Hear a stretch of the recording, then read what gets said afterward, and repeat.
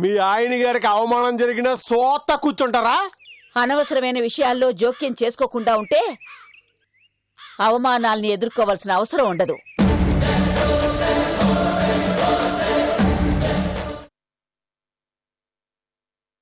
ఏమ్మా, నాకు అవకాశం ఉందిగా.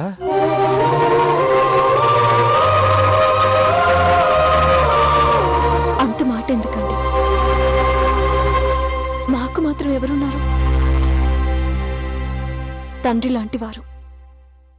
నాకు పుట్టబోయే పిల్లలతో తాత అనిపించుకునే హక్కు మీకు కాక ఎవరికుంటుంది? చాలమ్మా, ఆ స్థానం చాలు నా శేష జీవితాన్ని గడిపేయడానికి. వస్తానమ్మా. అరే అంజీ, నువ్వు కాసేపు ఆగి గుడికిరా. అట్టాగేనండి. మోజేస్, మస్తాన్, రండి వెళదాం. అట్టగే అండి.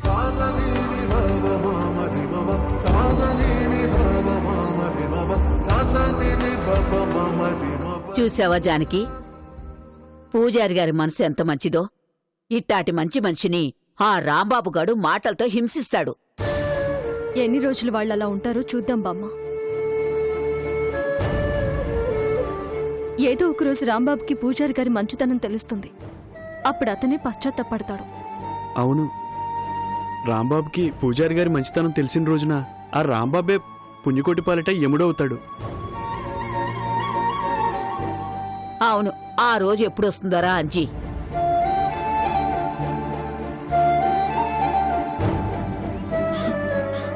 రే అంజీ, ఆ, ఇది తీసుకో. నేను వెళ్ళి బట్టలు ఉతుకుతాను. అదేం కుదరదు, నేను ఉతుకుతానులే, నువ్వు పని చూసుకో. అసలు ఒట్టి మనిషి కూడా కాదు.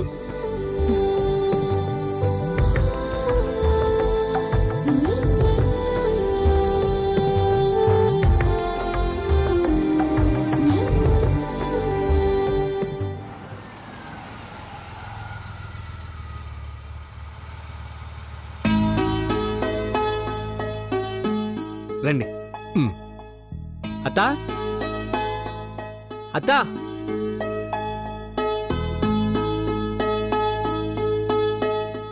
లేదు అలాగే మేడం. రానన్నా. నేను సర్వే కోసం ఇంజనీర్ని పంపానని చెప్పానే, ఇతనే. నమస్తే మేడం. నమస్తే అండి, కూర్చోండి. సర్వే ఎలా సాగిందండి? బానే చేశారు మేడం. ఆల్మోస్ట్ పైప్ లైన్ వేయడం ఖాయం అనుకోండి. కాకపోతే ఏంటి? Any problem? పైప్ లైన్ వేయడానికి అందరూ ఒప్పుకున్నారత్తా. ఒక్క గోదారొడ్డున్న కొన్ని లంకలు తప్ప. ఏ అంటే గతంలో జరిగిన కొన్ని సంఘటనల వల్ల వాళ్ళు పైప్ లైన్ వేయడానికి భయపడుతున్నారు. ఆ భయం పోయే మార్గం వెతకండి. అన్ని రకాలుగా ప్రయత్నించారు మేడం, బట్ వర్కౌట్ కాలేదు మేడం. అవ్వలేదు అంటే ఎలా? వర్కౌట్ చెయ్యాలంటే ఒక వ్యక్తిని కన్విన్స్ చేయాలి మేడం. మరి చెయ్యండి. ఎవరతను? పేరు పుణ్యకోటి. ఊరికి పెద్ద మనిషి. పెద్ద మనుషులైతే ఏమీ చేయలేరు. చెడ్డ మనుషులైతేనే ఏదైనా చేస్తారు. దేనికి లొంగనివాడు పైసకి లొంగుతాడు. పైసకి లొంగనివాడు ప్రాణభయానికి లొంగుతాడు. కోట్ల రూపాయల కాంట్రాక్ట్ ఊరికే వదిలేస్తావా ఏంటి? ఏం ఇంజనీర్ గారు, ఆ పుణ్యకోటి పెద్ద మనిషా లేక చెడ్డ మనిషా? డబ్బుకు లొంగుతాడని మాత్రం ఎంక్వైరీలో తెలియంది మేడం. కానీ చాలా ఎక్కువ అడుగుతాడని విన్నాను మేడం. అతను అడిగినంత ఇస్తావా ఏంటి? ఎంతకో అంతకు సెటిల్ చేద్దాం, మీరు కంగారు పడకండి. అతని పూర్తి డీటెయిల్స్ ఇవ్వండి. ఎలా ఒప్పించాలో ఎంత కొప్పించాలో నేను చూసుకుంటాను. నాకా నమ్మకం ఉండబట్టే ఈ కాంట్రాక్ట్ ఒప్పుకున్నానత్తా. డోంట్ వరీ సూర్య, నేనున్నానుగా. మన పైప్ లైన్ కాంట్రాక్ట్ కంప్లీట్ అయినట్టే అనుకో. సరే అత్తా, ఈ విషయం చెప్దామని వచ్చాను. ఆఫీస్లో కొంచెం వర్క్ ఉంది, నేను వెళ్ళొస్తాను. ఓకేమ్మా, బాయ్. వస్తాను మేడం. నమస్తే.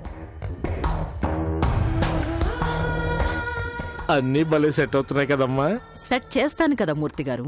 అలాగే ఆ నీల అకౌంట్ కూడా సెటిల్ చేసుంటే ఇంత దూరం వచ్చేది కాదు కదండి. మీ ఓవర్ కాన్ఫిడెన్స్ వల్లే అలా జరిగింది.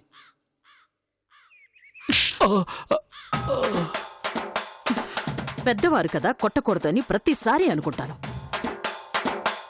కానీ మీరు ఏదో ఒకటి వాగి నా చేత చంపదెబ్బలు తింటూనే ఉంటారు. నిజమేనమ్మా. అది కాదు మూర్తిగారు, జరిగిపోయిన దాని గురించి నన్ను ఇరిటేట్ చేయకుండా జరగాల్సింది ఇది అని నన్ను ఇన్స్పైర్ చేయొచ్చు కదా. నాకంత టాలెంట్ ఉందంటారా అమ్మా?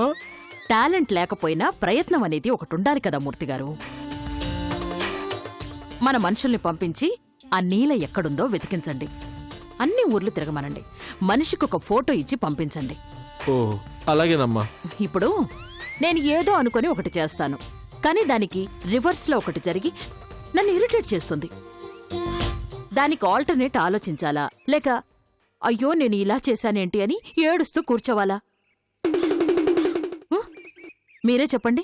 ఆల్టర్నేటివ్ ఆలోచించాలమ్మా. మరది వదిలేసి మీరేం చేస్తున్నారండి? నా పొరపాటుని నాకే గుర్తు చేసి నన్ను కోపానికి గురి చేస్తున్నారు. వద్దు మూర్తిగారు. అలాగేనమ్మా. మనిషికి వయసు పెరిగినట్టే ఆలోచన కూడా పెరగాలి. ఫీల్ అవ్వకుండా మన మనుషుల్ని కాంటాక్ట్ అవ్వండి. నేను ఆ పుణ్యకోటిని కాంటాక్ట్ అవుతాను. అలాగే అమ్మా. కొట్టడం నాకు బాధే, కానీ ఏం చేయను? ఆ పరిస్థితికి అతనే కారణం. పోన్లే, ఇదంతా అతనికి కామన్ అయిపోయింది.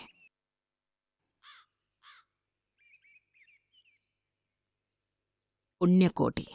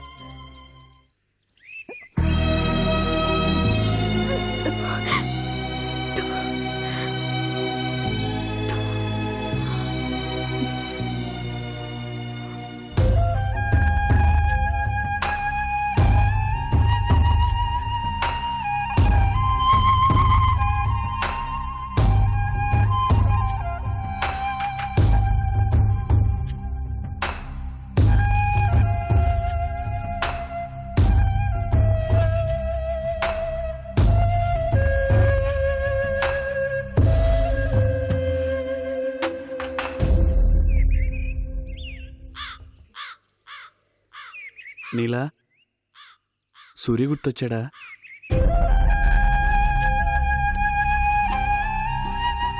బాధపడక నీలా, మనకు మళ్ళీ మంచి రోజులు వస్తాయి. నేను బాధపడుతుంది మన పరిస్థితి గురించి కాదురా, నా కడుపులో ఉన్న బిడ్డ గురించి.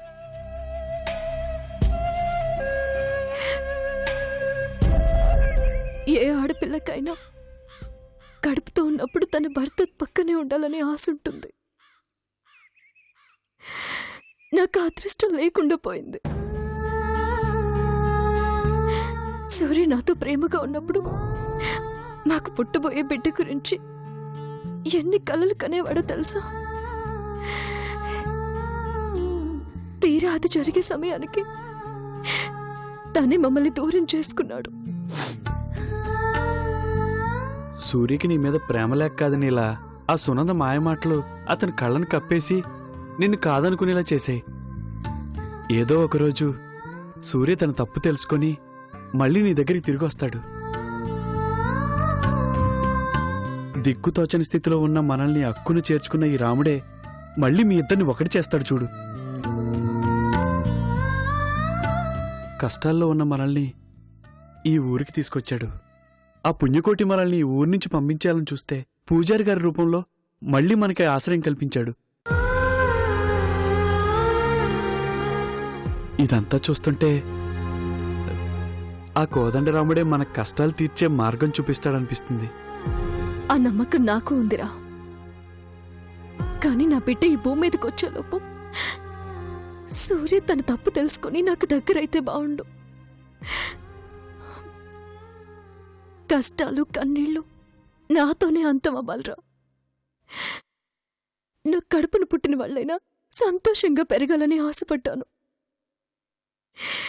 కానీ నా ఆశ నెరవేరుతుందో లేదో అని భయంగా ఉందిరా. ఈ పిచ్చాలోచనలే నేను పెట్టుకోవద్దని చెప్పేది. నీ బిడ్డ ఈ భూమి మీదకి రావటానికి ఇంకా 6 నెలల టైం ఉంది. అప్పటిదాకా నువ్వు కష్టపడుతుంటే ఆ రాముడు చూస్తూ ఊరుకుంటాడనుకుంటున్నావా? ఎడబాటు ఎంత బాధగా ఉంటుందో ఆ రాముడికి బాగా తెలుసు. నీకు ఆ బాధ ఎక్కువ కాలం ఉండనివ్వడు. నువ్విలా అనవసరంగా ఆలోచిస్తుంటే కడుపులో ఉన్న బిడ్డ ఆరోగ్యం దెబ్బతింటుంది. కష్టాలు నా దేవుడికి వదిలేసి పుట్టబోయే బిడ్డ గురించి ఆలోచించు. నువ్వు ఆనందంగా ఉంటేనే బిడ్డ ఆరోగ్యంగా ఉండేది తెలుసా? పద, ఏమైనా తిందు గాని. అరే పద రా. ఏం తినకపోతే నీరసం అయిపోతావు. బిడ్డకు బలం ఎక్కడి నుంచి దొరుకుద్ది అనుకున్నావు? నువ్వు బాగా తింటే బిడ్డ బాగా బలంగా పుడద్ది.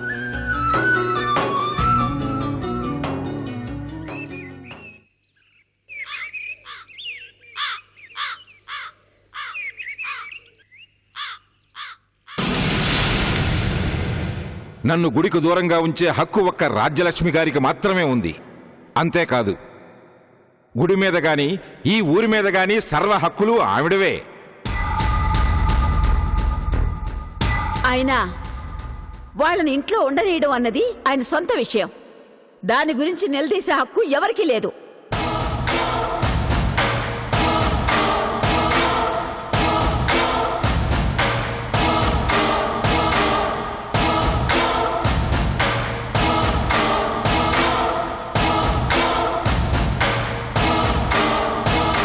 అనవసరమైన విషయాల్లో జోక్యం చేసుకోకుండా ఉంటే అవమానాల్ని ఎదుర్కోవాల్సిన అవసరం ఉండదు.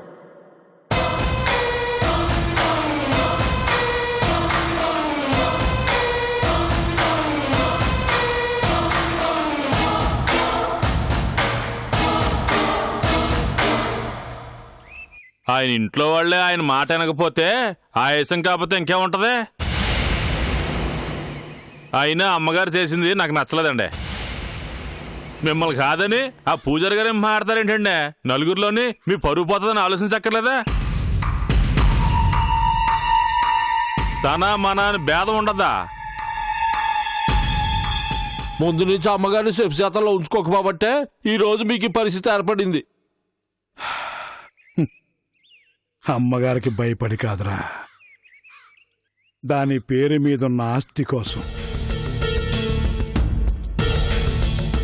నేనిప్పుడు ఆలోచించేది రాజ్యం నా మాటకు ఎదురు చెప్పిందని కాదురా, ఆ జానకిని ఎన్నిసార్లు నా కాళ్ళ దగ్గరికి రప్పించుకోవాలని చూసినా కుదరటం లేదని.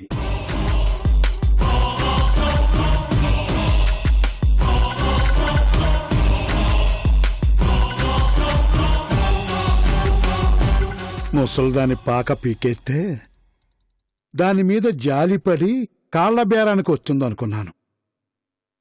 ఆ పూజారి ఆశ్రయం ఇచ్చి అడ్డు తగిలాడు.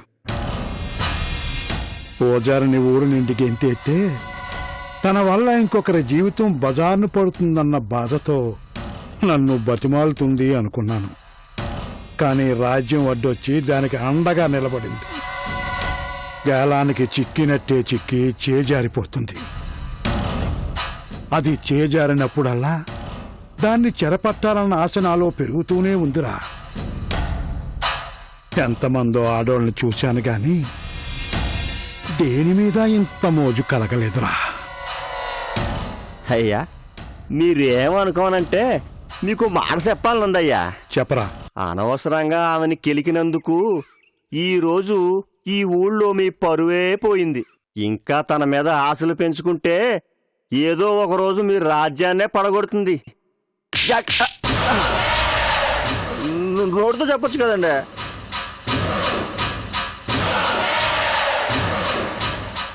పెళ్ళాం మాట విన్నాను కదా అని ప్రతి ఓడు ఏమన్నా పడుంటాననుకుంటున్నావా?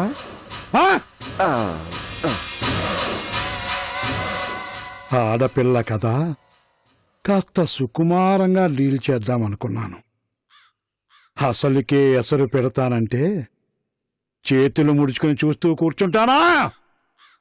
పుణ్యకోటి పుణ్యకోటిక్కడా పుణ్యకోటిక్కడా పుణ్యకోటిక్కడా పుణ్యకోటిక్కడా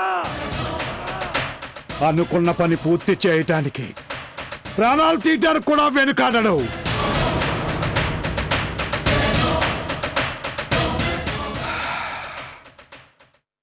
చూద్దాం ఎన్ని రోజులు అది అలా ఎగిరిపడుతుందో చూద్దాం. నా రాజ్యాన్ని పడగొట్టే లోపు దాన్ని రాజీకి ఎలా తెచ్చుకోవాలో నాకు బాగా తెలుసు.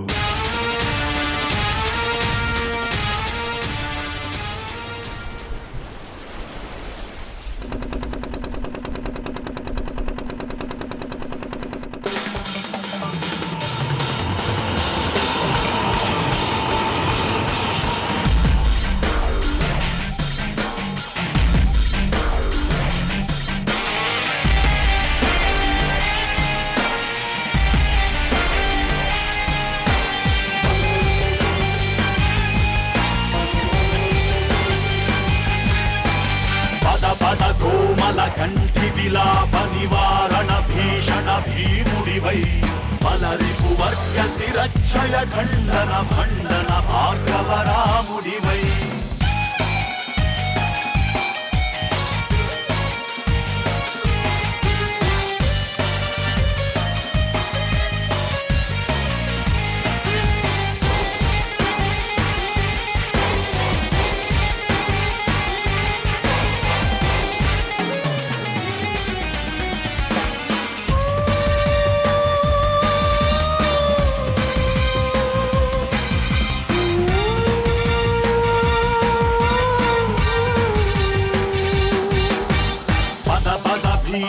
పాశుపతాస్త్ర పరాక్రమ విక్రమ పాతుడివై శత శత శాత్రవ కంఠ విలుంఠన యుద్ధ నిబద్ధ ప్రసిద్ధుడవై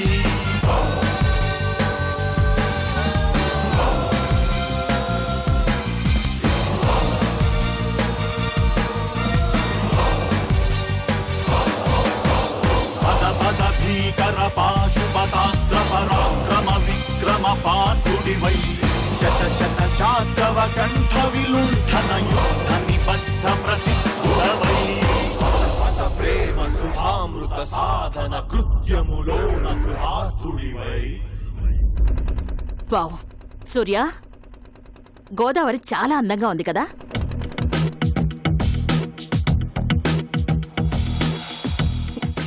ఈ గోదావరిని చూస్తుంటే నాకొక ఆలోచన వచ్చిందిరా.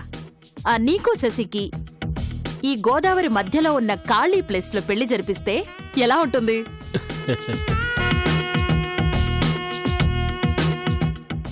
గోదావరి అందాల మధ్యలో అందమైన మీ పెళ్లి జంట బాగుంటుంది కదా. వెళ్ళగానే శశిని కూడా ఓ మాట అడుగుతాను.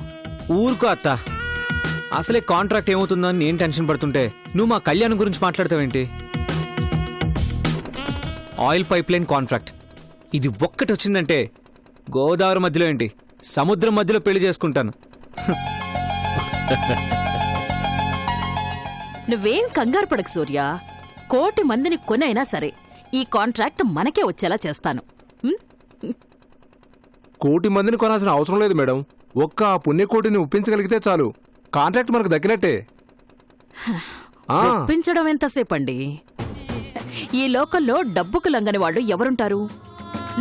ఇచ్చే అమౌంట్లో హెచ్చుతగ్గులుంటాయేమో గాని నేను చేసే అటెంప్ట్లో మాత్రం వెనక్కి తగ్గడం ఉండదు. పని పూర్తి చేసుకుని తిరిగి వెళతాం. మీరు చూస్తూ ఉండండి.